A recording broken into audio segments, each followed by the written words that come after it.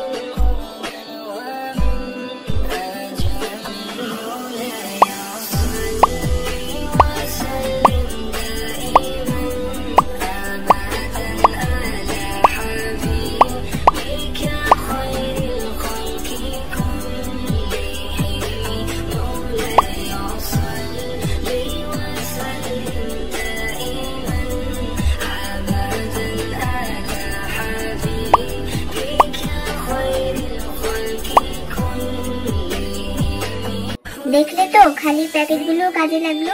কোনো কিছুই ফেলে দেওয়ার নয়, একটু বুদ্ধি খাটালেই সুন্দর জিনিস বানানো যায়। নেক্সট